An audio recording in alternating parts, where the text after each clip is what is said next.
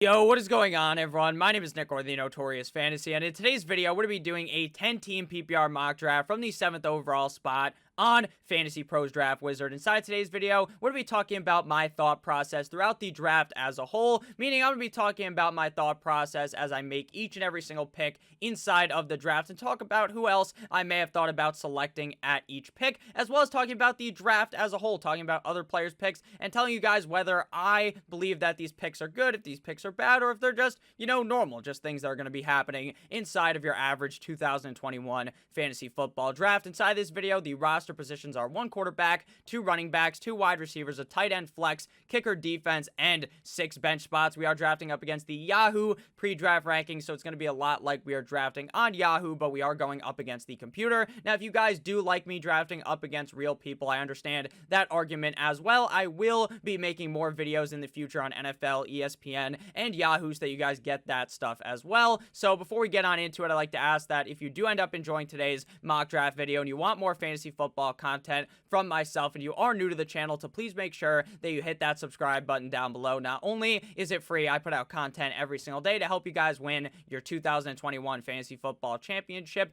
And while you're down there, whether you are new to the channel or not, please make sure that you hit that like button down below to help boost this video up the algorithm so that more beautiful people like yourself can see today's video. I'd also like to let you guys know that my rankings are out now on Awesemo.com, the same place where I write all of those articles. So make sure you check out the articles as well as my rankings on there for PPR, half PPR, and standard cheat sheet coming for each of those formats very, very soon so that you guys can take that to your draft. So without further ado, let's get on into it. Again, this is a 10-team PPR mock draft from the 7th overall spot, drafting up against Yahoo's pre-draft rankings. So it's going to be very similar to what's going to happen in a Yahoo fantasy draft. Obviously, there's not going to be as crazy of picks because the computer doesn't do that, but if I'm being honest with you, at points the computer also makes some crazy decisions. So let's get on into it. The draft begins with Christian McCaffrey, followed by Dalvin Cook, Ezekiel Elliott, Derrick Henry, Alvin Kamara, and 9-inch Nicholas Chubb. Typically, inside of the first round, you are just going to be seeing a myriad of running backs going early and often in the first 2 rounds. Then in the 3rd round, things start to open up a little bit more, and you start seeing a lot more wide receivers come off the board. And then the 4th round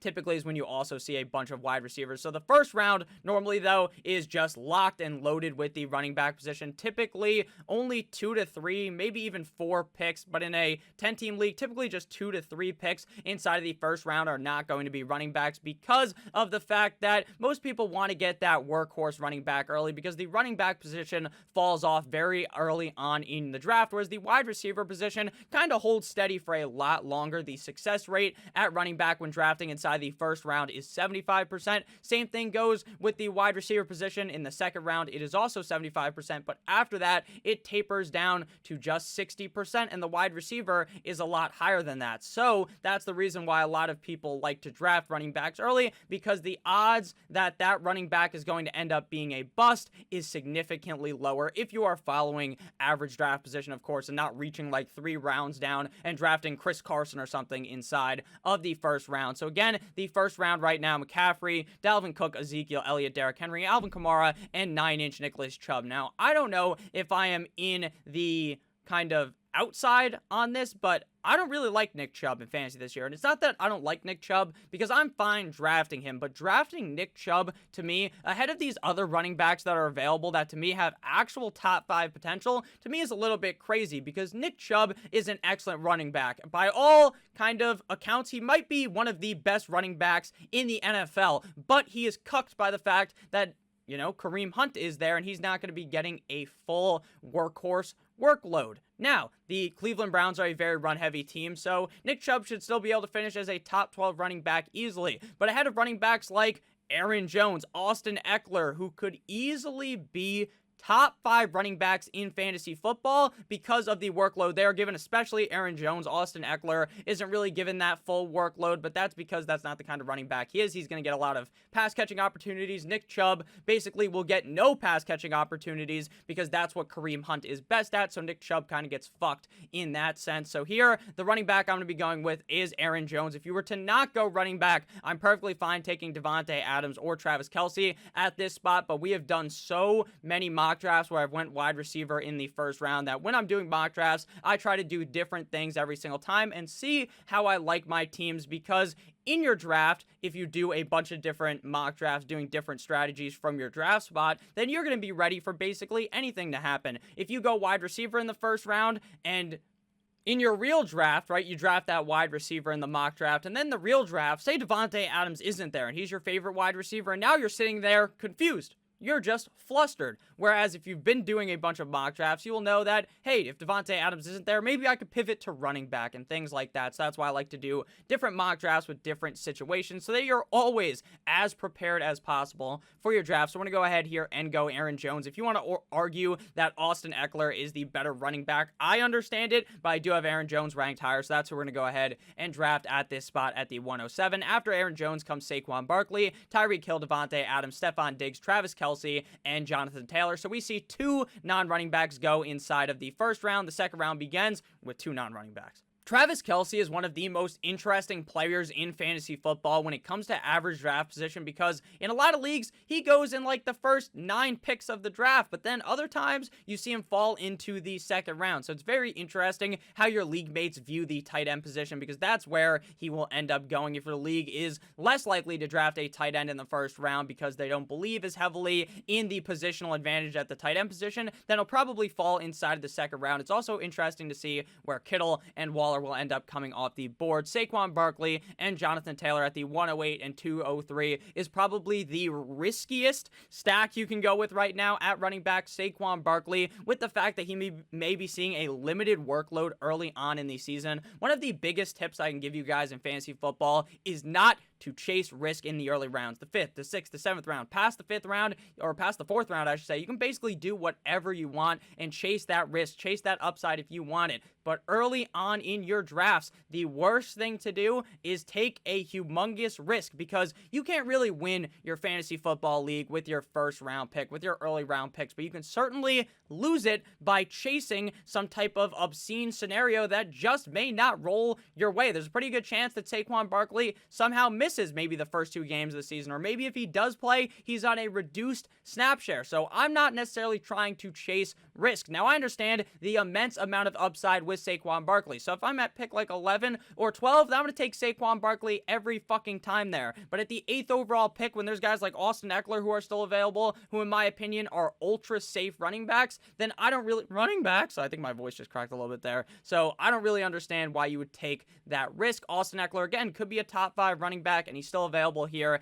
at the 204, and I am very excited to get Austin Ekeler. I believe very heavily in this LA Chargers offense, and I think that Austin Ekeler, if he's able to stay healthy, could probably be a top 5 running back because of the amount of receiving volume that he is going to be seeing game in and game out. Now, with Antonio Gibson, I still like Antonio Gibson, but if you watched that preseason game, the snap share there, it was not looking like a workhorse role for Antonio Gibson. Now, I never thought it was going to be a true workhorse role for Antonio Gibson, where he's just going to be seeing a lion's share of carries there, but there was J.D. McKissic still involved, still looking good in that preseason game. They also still have Peyton Barber, who's relatively involved. So again, am I fine drafting Antonio Gibson at the end of the second round? Yes, but as an early second round pick like he was going a couple of weeks ago, I'm definitely a little bit more nervous about doing that. After I went with Ekeler, came Najee Harris, Calvin Ridley, DeAndre Hopkins, Antonio Gibson, Justin Jefferson, and A.J. Brown to close out the second round. The third round begins with Joe Mixon, Clyde Edwards-Helaire, DK Metcalf, Darren Waller, Allen Robinson, and Terry McLaurin. So we see Darren Waller come off the board inside of the third round. That is going to be very typical. Now it's interesting to see where George Kittle goes. Now, I've kind of went over George Kittle ad nauseum on my channel, but my personal belief with George Kittle is that I am kind of staying clear away, because I don't know how this 49ers team is going to look when Trey Lance takes over. When he takes the reins, when he takes the keys of this offense, how much more run heavy will they be? Probably a lot more. How much is he looking to target a guy like George Kittle? I'm not sure, because I know Jimmy Garoppolo likes George Kittle. I don't know about Trey Lance. And I also do not know, and I'm not as confident in the injury risk that George Kittle presents.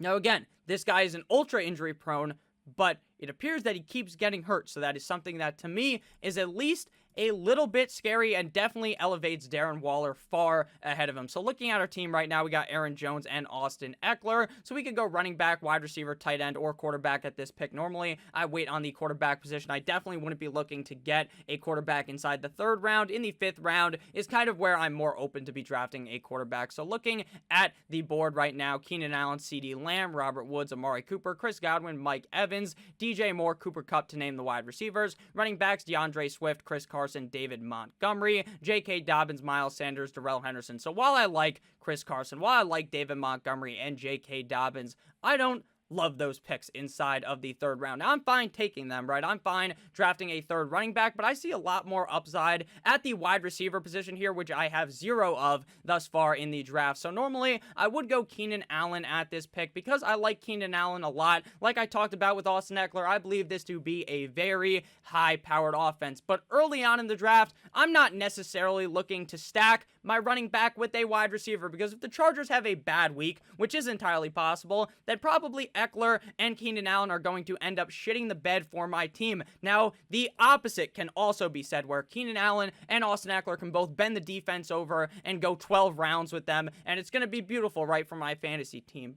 But I typically lean away from doing something like that in a redraft league, so we are going to go ahead and shoot for more upside. Now, I don't have CeeDee Lamb ranked ahead of Keenan Allen. I don't even have him ranked ahead of Robert Woods at this point, but I'm starting to really hop on board on the CeeDee Lamb train if Dak Prescott is healthy, which he should be. It seems as though he's going to play in preseason next week, if not next week, the week after, so he should be good.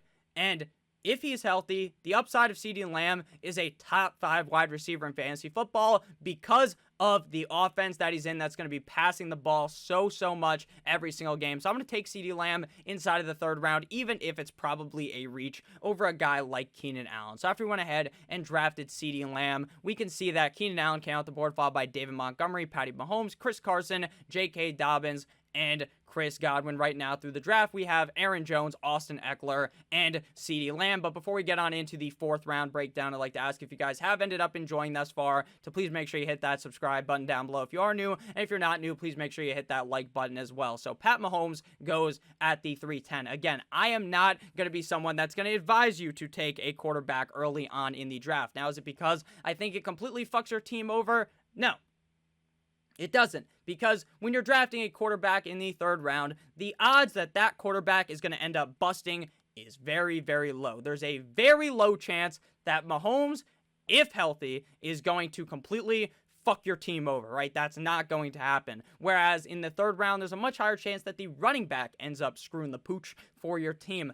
But I'm still looking to build that running back, that wide receiver core early on in the draft, even if it's technically slightly more riskier than drafting a quarterback, because I think in the 5th round, just 2 rounds later, you'll probably see Lamar, Kyler Murray, Josh Allen, all still available. And say you miss out on that run. That's okay, because later in the draft, there's other quarterbacks that I like. So I personally do not like going ahead and reaching up on the quarterback position. I also hate, now in a super flex league, this is a complete opposite standpoint, but in a normal redraft 1 quarterback league, I would feel like an asshole taking Patrick Mahomes at the 310, being the guy taking the first quarterback off the board, because there's a pretty high chance that Mahomes doesn't finish as the number 1 overall guy. Any of those top 5 quarterbacks, in my opinion, Dak, Lamar, Kyler Murray, Josh Allen, and then obviously the other one is Patrick Mahomes. Any of those guys could easily be the quarterback 1, in my opinion, so I'd much rather just wait a couple rounds and draft another one. So looking at the board right now, George Kittle's still available, which is kind of eye-opening. Because in the 4th round, I'm more likely to be fine paying the price here. In the 3rd round, to me, it's a little too early with him being so close to Darren Waller. But in the 4th round, with the risk that is kind of embedded in him, there is also the upside of George Kittle. The fact that he is one of the best tight ends in the NFL, skill set wise. And if he gets these targets, he could easily be the number 1 tight end in fantasy football. I think it is an outside shot, but he could. So that kind of makes me think maybe I want to go George Kittle, but I also try to be as safe as possible in the first 4 rounds, and I don't believe that George Kittle is really a super duper safe pick, so we're going to turn the other cheek and look the other way here at running back. DeAndre Swift, Miles Sanders, Darrell Henderson. So still some running backs that I like that I think will be available in the 5th round. So we're going to go ahead here and take a wide receiver. The question is, do we want Robert Woods or Julio Jones? With Julio Jones, I just think that Julio Jones is going to be really fucking good. He's been really good his whole career. He's on the Tennessee Titans. Sure, they're not necessarily this ultra pass-heavy attack, but you wouldn't trade for Julio Jones if you didn't plan on using him. With Robert Woods, they bring in Matthew Stafford. I believe this is going to be a high-flying offense in LA with the Rams. I think they're going to be very productive with Matthew Stafford and a lot better than with Jared Goff. And with Jared Goff, Robert Woods was still a reliable wide receiver week in and week out, so I think his upside is even higher now with Matthew Stafford. So we're going to go ahead here and draft Robert Woods, wide receiver of the LA Rams. Very excited to get him on my team a bunch of times this year. And if you don't get him, now I'm not as high on Cooper Kupp, but I think that at a discount, basically nearly a round later, maybe not in this draft, but in a lot of drafts, getting him a round later, Cooper Kupp is definitely worth a pick because, again, I really do believe in this offense. After we went ahead and drafted Robert Woods, Mike Evans came off the board, followed by George Kittle, Darrell Henderson, Cooper Kupp, Amari Cooper, DJ Moore, Tyler Lockett, Julio Jones, Miles Sanders, Brandon Ayuk, DeAndre Swift, and Josh Allen. So again, like I said, the 5th round, that's when I'm fine taking a quarterback. So don't reach up and take Mahomes inside the 3rd round when you could have had a much better team with Josh Allen inside of the 5th round, in my opinion. So we are back up on the board here, 2 running backs and 2 wide receivers. So we could really look either way at this pick. Josh Jacobs is one of those players that I've kind of done a 180 on. Now, I'm not going from complete hatred, where I was, of Jacobs, to I love drafting Josh Jacobs, but I'm like halfway there. I'm like, you know what? I understand why you may want to draft Josh Jacobs. While the upside is strangleholded by Kenyon Drake because of the receiving upside that Kenyon Drake is going to steal from him, but there is still a chance that Jacobs, being as efficient as he is as a great running back and could score some touchdowns, will still be fine.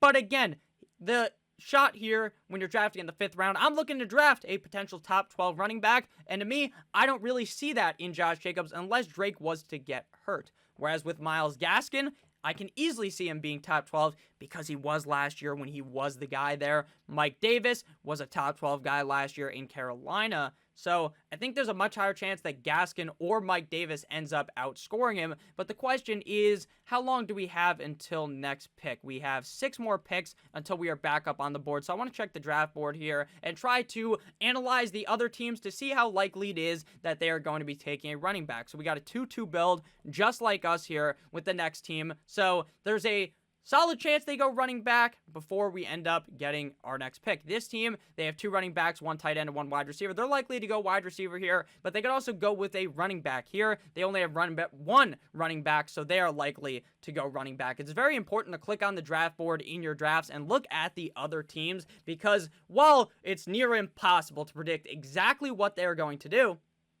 you're going to have a lot better idea of what position they are going to pick if you look at their team. So here, I believe running backs will come off the board, so I will go ahead here and pick a running back that I want. Now, again, not completely out on Josh Jacobs, just don't love the upside. So it's between Myles Gaskin and Mike Davis. These guys are a complete and utter coin flip to me. In some drafts, I take Gaskin. In other drafts, I take Mike Davis. I really believe that in fantasy football, something that Nick Ercolano used to say a lot is that you want to diversify the revenue. If you're in the 5th round and you're playing in a bunch of leagues, draft Mike Davis in some, draft Myles Gaskin in others. And if you're playing in like 10 leagues, you might as well draft Josh Jacobs in one of them or 2 of them because there's a pretty good chance that Josh Jacobs could technically outscore him, and you don't want to always just draft the guys that you are super in love with if you're playing in a bunch of leagues because there's a good chance that maybe your brain is wrong.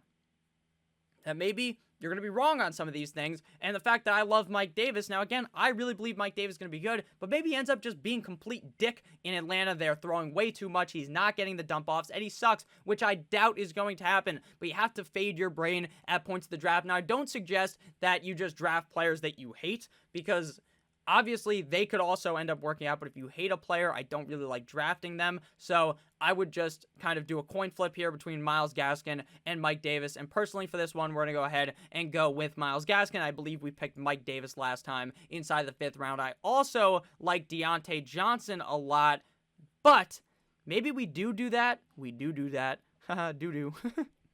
And then see what happens later on in the draft and try to go ahead and build some later round running backs. And that's what we're going to do at this pick. I think that, again, you got to try to experiment. Normally in the 5th round, Gaskin and Davis are my picks. So here we're going to go ahead and do things a little bit differently and go with Diontae Johnson. Diontae Johnson is one of my favorite targets in fantasy football right now. He is inside the 5th round, the 6th round, wherever you can get him, because Diontae Johnson is literally a top 12 wide receiver potentially on a team that's going to be very pass-heavy, the number 1 wide receiver on this team, and he gets discredited because he had issues dropping the ball last year, which is bad. But in preseason, I believe he has had 5 targets. He's had 5 catches, hasn't dropped the ball once. The drop issue was something from last year that he worked on. There's not going to be a myriad of drops this season from Diontae Johnson to result in him getting pulled, even if he continues to drop the ball. Getting drafted as wide receiver 20, even if he's dropping the ball, still probably going to finish ahead of that. I don't really understand why there's so much dislike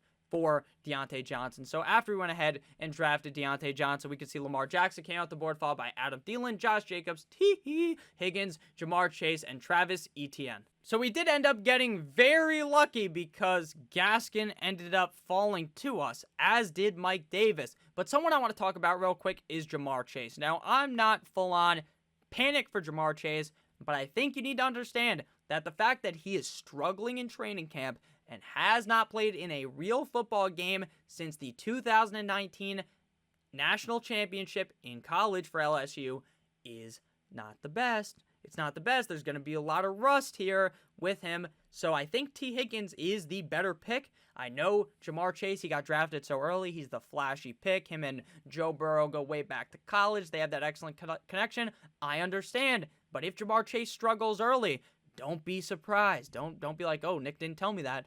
Just note that when you draft him that there's definitely some risk. Now, we are on the board here looking at running back, Mike Davis, Myles Gaskin. We are going to go running back here, even though I am very tempted to take Kyler Murray at this pick.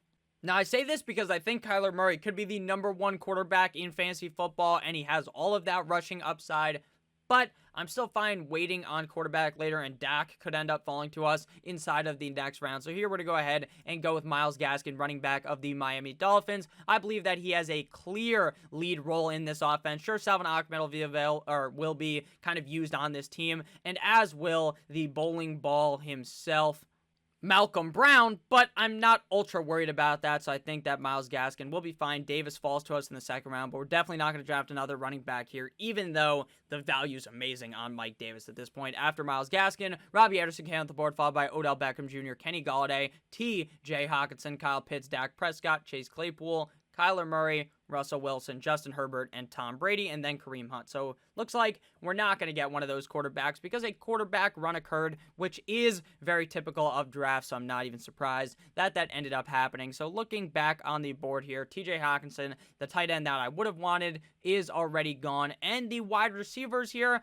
aren't even the best. So we are going to go ahead and draft Mike Davis here because I don't love Juju. I like Cortland Sutton. I like Jerry Jeudy, but if I'm being honest with you, they might be available in the 8th round. Now, you might say, Nick, it's unrealistic that Mike Davis falls into the 7th round, but with how ESPN has set up their pre-draft rankings, Mike Davis is criminally ranked low right now. Will he even be able to make a huge come up before people are drafting in August? Unless this motherfucker rips the defenses a whole new asshole in all these preseason games, then I doubt Mike Davis is going to skyrocket up the draft board into like the 4th round every single time. I just don't think that's going to happen, and I feel very confident in the workload he is going to get in Atlanta. So we're going to go ahead and draft him and then hop back in on the wide receiver train. Typically, with the tight end position, if I don't get one of those guys that I'm ultra confident in early on in the draft, I wouldn't even go to draft the mid-round tight ends. I just wait all the way to the end and look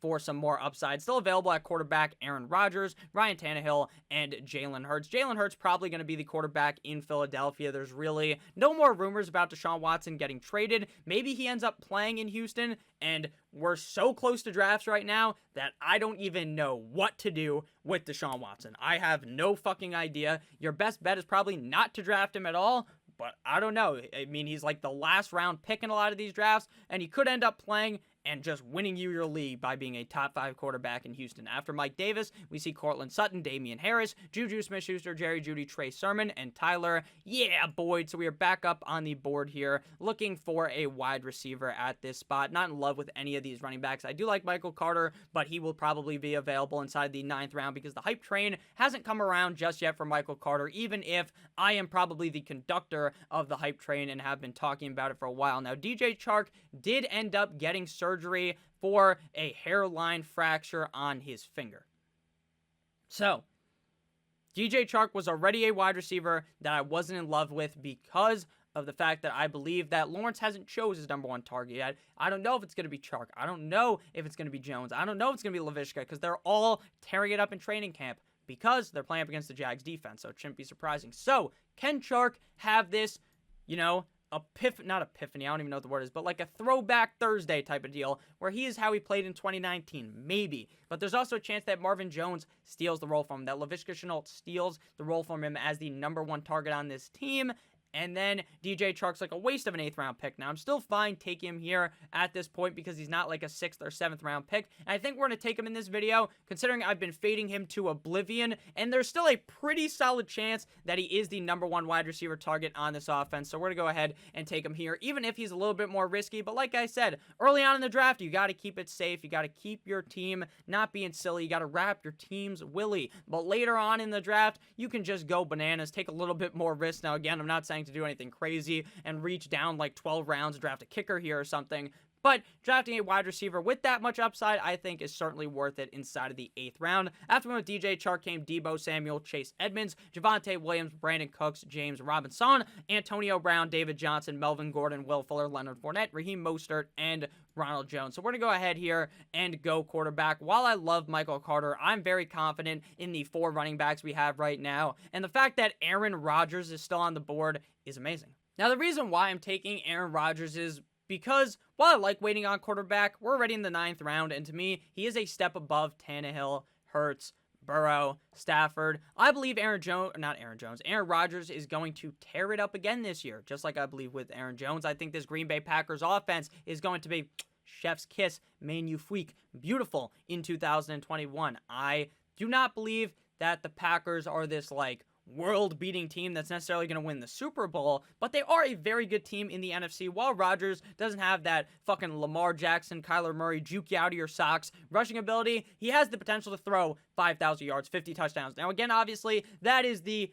peak of play in football, right? Doing that would be amazing, but I'm telling you that he has that upside, not that he's necessarily going to do it, and he is a great quarterback. So here, I feel very confident getting Aaron Rodgers inside of the 9th round. Maybe he wouldn't fall this far in some leagues because people kind of have a hard-on for Aaron Rodgers, but I also think that he could still continue to fall because, he doesn't have that rushing upside, and it appears nowadays more than ever everyone is chasing that rushing upside. So after we went ahead and drafted Aaron Rodgers, Mark Andrews came off the board, followed by Michael Gallup, Curtis Samuel, Laviska Shenault, Jalen Hurts, and Michael Carter. Michael Carter definitely would have been the pick at that spot for the New York Football Jets. While he probably won't be the starting running back at the beginning of the year, I think it would have been very, very simple for him to pass up Tevin Coleman, LaMichael P. Ryan, Ty Johnson, and become the lead back there relatively quick. But again, we didn't end up getting him, but it's a-okay because there's another running back that I still like a lot on the board, and that is James Conner, running back of the Arizona Cardinals. All talking points out of camp. I'm sorry that I just slapped my leg. It probably sounds like someone's getting their ass clapped behind me or something, but James Conner, obviously, moving from Pittsburgh to Arizona. Arizona isn't necessarily the greatest landing spot for a running back, but Chase Edmonds does not appear to be that guy, pal. When Kenyon Drake struggled, Cliff Kingsbury never once went and said, fuck you, Kenyon Drake, you're sucking ass, let's use Chase Edmonds, because that's the logical move. And now, all reports are pointing towards this is a competition. This is, one of these guys is going to end up being the lead back, so that's why I'm staying clear away from Chase Edmonds, and I'm very excited to get James Conner at the discount, because to me, it's probably a 50-50 fucking coin flip on who the starting running back is going to be, so I'd much rather wait later on in the draft and get a guy that has been a top 12 running back in the past. Now, James Conner has humongous baked-in injury risk. He gets injured every single year, basically. But, he still has that upside to be a top 12 back. Not saying he will be, but he does have that upside in the 10th round. After we went ahead and drafted James Conner, came Mike Williams, Devontae Smith, Jarvis Landry, A.J. Dillon, Marvin Jones, Tyler Higbee, Gus Bus Edwards, Zach Moss, Hollywood Brown, Kenyon Drake, Jamal with 2 A's, Williams, and Corey Davis. So here we still do not have a tight end, and we are nearing the point where I'm fine taking a tight end because we have waited so long. These really aren't the middle guys. I want to go ahead here. Well, they are technically the middle guys, I guess. I want to go with Dallas Goedert. Now, Zach Ertz being there sucks and screws him over. But in the preseason game, when Jalen Hurts was out there, Dallas Goedert was getting a lot of targets. He made a solid catch in that game. I believe that Dallas Goedert is the clear number 1 tight end on this team. Zach Ertz will still get usage, though, and it will be frustrating that Goedert gets fucking vultured, not really vultured, right, because he's not a running back, but gets his target stolen from Zach Ertz. But obviously, that's just what's going to happen, and it's okay, especially if you're getting him inside the 11th round. He is kind of getting drafted relatively high, but in the 11th round here in a 10-team league, and with him being my starting tight end, I'm very confident in him, so I'm fine with that, because there is still potential Zach Ertz gets traded, but that kind of rumor mill kind of seems to be dwindling at this point. After we went with Dallas Goedert came Darnell, Here Comes the Mooney, Tony Pollard, Michael Thomas, Robert Tonyan, Ryan Tannehill, and Logan Thomas. Now, Michael Thomas is an interesting pick because I'm not all out on fading him, but you have to understand when you draft him that there's a chance that this motherfucker doesn't play for like 10 games of the season. You just have to understand that, and if you're fine taking that risk, then go ahead. It's a fine pick, but just understand he could be missing more than half of the season. So bake that into his draft price. That's why he's going in the 10th, 11th round, 12th round of these drafts. But sometimes I see him going a lot higher than that. And at that point, to me, it is a little bit crazy. So looking at the board here, we already got Rodgers. We got Goedert. So I'm not looking to draft a backup quarterback, a backup tight end. If you are looking to do that, please check bye weeks before you draft your backup quarterback and your backup tight end. So now we are on the board here looking either running back or wide receiver. We have Aaron Jones, Austin Ekeler, and Myles Gaskin, Mike Davis, and James Conner. So that's 1, 2, 3, 4, 5 running backs. And we have CeeDee Lamb, Robert Woods, Diontae Johnson, and DJ Chark. So we have 4 wide receivers, 5 running backs. The rule of thumb for fantasy football, in my opinion, is to finish the draft with more running backs than wide receivers. I say this in every mock draft, so I'll kind of try to say it as fast as possible. When drafting in fantasy football, once the draft ends, I guess, I should say, when you're in the regular season, it's so easy to just pick up some random wide receiver off the waiver wire, play them, and then be productive. At the running back position, it's near fucking impossible to do that. So having those late round shots at running back on your bench is very beneficial to having a potential winning season, because if you find that late round running back that really flourishes, and then obviously no one else can pick them up, the only time you can really pick up a great running back is not even if they're a handcuff, because a lot of these handcuffed, the big guys get drafted, the Tony Pollard, the Alexander Madison, the Gus Edwards, those guys are on teams already. So it has to be a running back like, Mike Davis, who is behind Christian McCaffrey. No one's even fucking drafting him last year because he's behind McCaffrey. He's going to see no usage, and then obviously McCaffrey gets hurt, Mike Davis is amazing. Or some crazy scenario like last year where the whole team gets COVID, James Robinson, magically this undrafted free agent running back that no one's even fucking heard of, basically, becomes amazing. Then that's the other case, that you find some random player off the waiver wire. But a lot of the times, that does not happen. You have to get very lucky with that. So here, we are going to try to draft more running backs than wide receivers. So here, we're going to go ahead and get Nyheim Hines. While I understand Jonathan Taylor is the clear workhorse back on this team, I think that Nyheim Hines is still going to be involved in pass catching downs. And if we end up seeing a scenario where Wentz misses some more time. Now, the reports right now is that Wentz is going to be fine. Maybe not week 1 fine, but not 9 weeks into the season, then he comes back, right? Maybe more the first couple of weeks of the season.